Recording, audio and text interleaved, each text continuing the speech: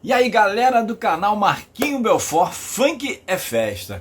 Gente, como eu prometi nos vídeos anteriores, eu vou fazer aqui uns vídeos falando sobre a saga do Funk Brasil, que é esse disco aqui, ó, Funk Brasil, que foi o primeiro disco lançado que chamou a atenção da mídia. Vamos deixar bem explicadinho a importância desse disco aqui e por que eu estou fazendo essa homenagem. Nós estamos no ano de 2024 e esse ano esse disco está fazendo 35 anos. Pela minha pesquisa do Google, o disco foi lançado em setembro de 89 pela gravadora Polygram, que depois foi vendida e acabou virando a gravadora Universal. A importância desse vídeo aqui é que vocês vão conhecer um pouco da história do funk nacional, como que ele chegou. É como eu disse, esse disco tem 8 faixas e 6 artistas, que são Cidinho Cambalhota, Abdula, Ademir Lemos, MC Batata,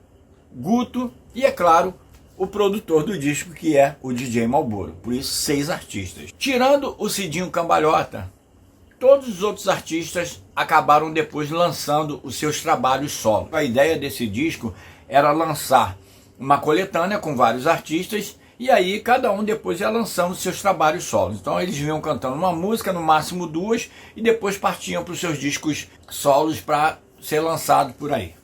O Abdula teve 2 discos, o Ademir Lemos lançou 2, o MC Batata lançou 2 e o Guto saiu algumas coletâneas e também saiu cantando como vocalista de um grupo de pagode chamado Sangue Bom. Bom, dessa galera que eu falei aqui do disco, nós estamos em 2024. A metade dessa galera já está morando no andar de cima.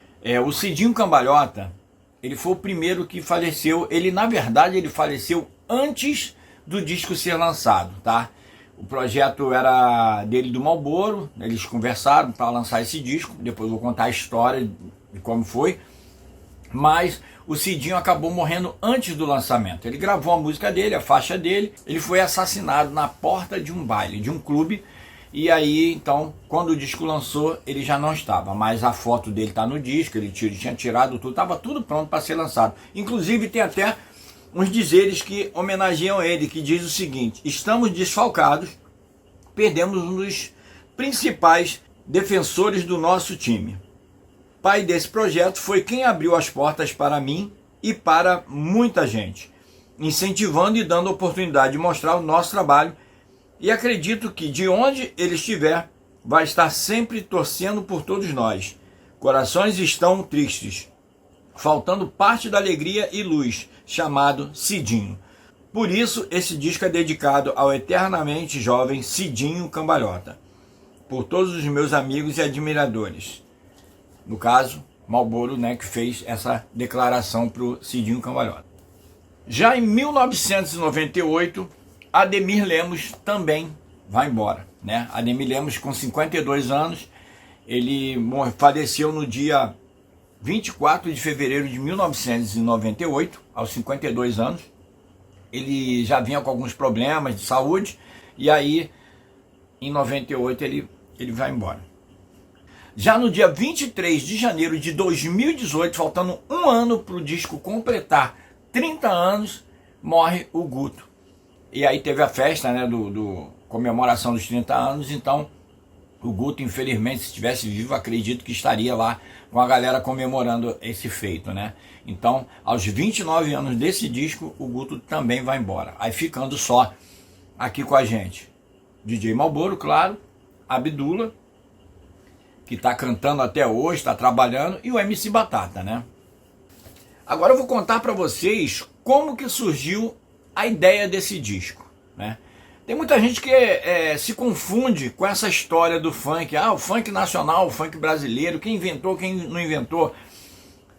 O negócio é o seguinte: o DJ Malboro, ele era um DJ que ele já tocava desde os anos 70, né? Ele, como ele conta nas histórias dele, desde 1977, tocando em vários clubes, em várias equipes de som. E aí nos anos 80, ele já conhecendo bastante pessoas, né? Aí ele conhece Ademir Lemos, ele conhece Cidinho Cambalhota, mas ainda não tinha essa ideia de fazer isso.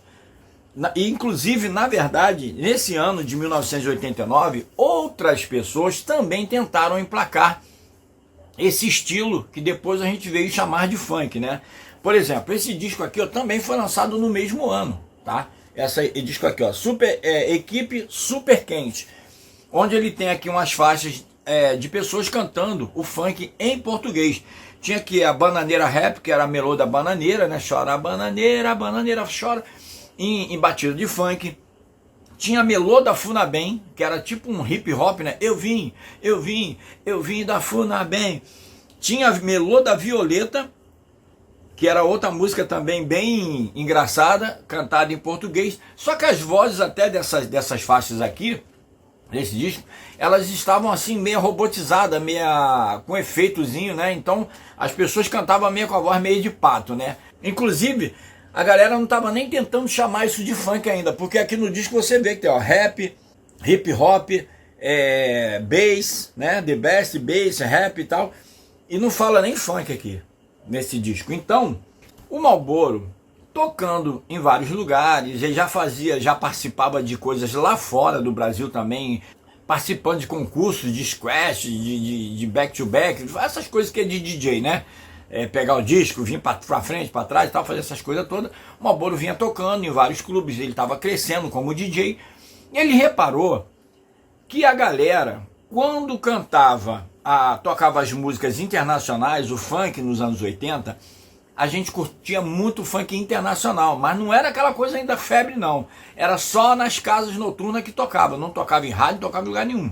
E aí o Marlboro pega, quando ele tocava as músicas, tinha algumas músicas que a galera acabava botando um apelido, a galera escutava aquele inglês e acabava assimilando alguma coisa, alguma frase em português e falava alguma sacanagem em cima, tipo a melô da Mulher Feia, do grupo Two Live Crew. Ela dizia aqui no Brasil, quando tocava nos bailes, a galera cantava Mulher Feia, cheirava e dá Só que aí o Marlboro olhou aquilo e falou, a gente pode ampliar isso, cara. E aí ele tinha uma amizade com o irmão do Herbert Viana do Paralamas de Sucesso, que é o Hermano Viana, que estava fazendo um livro, e esse cara dá de presente para o Marlboro uma bateria eletrônica. Quando o Marlboro pega aquela bateria eletrônica, ele começa a estudar ela. E aí ele viu que ele conseguia fazer a batida, né? Ele recriou essa música do Tio Live Crew, que acabou virando a melô da Mulher Feia. Ele vai chamar o Abdullah, que andava com ele. O Abdullah era um dançarino e era amigo dele, andava com ele. Ele falou, pô, vamos gravar isso aí, vamos botar uma voz nisso aí. Fizeram a versão e gravaram essa música. E lançaram, essa foi a primeira música do Funk Brasil que foi divulgada. Ela começou a tocar. E o Marlboro já estava também já engateando nas rádios e já tinha um programa de rádio. Ele pegou e lançou também essa música no programa dele. Essa música no mesmo dia foi a mais pedida. A música acabou pegando. E aí o que aconteceu? Ele falou, pô cara, eu posso lançar um material vasto disso aí. E aí ele chega no Cidinho Cambalhota, que era amigo dele, era apresentador de televisão, apresentador de clubes e tal, DJ também. E aí ele pega e fala com o Cidinho, que era um cara que era divulgador de gravadora. Aí ele levou o projeto. O Cidinho falou, pô, vamos fazer isso aí, vamos fazendo as músicas. Eles foram preparando os discos. E o que aconteceu? O Marlboro teve uma dificuldade de achar artistas para botar no disco. Porque ninguém queria. O que é isso? Pô, que negócio. O nego achava estranho aquilo ali. As pessoas achavam estranho. Pô, vou cantar isso aí, cara. Isso aí não vai dar certo, não. Mas o Marlboro teimou e falou, não, vamos fazer que vai dar certo sim. Então ele começou pelas versões.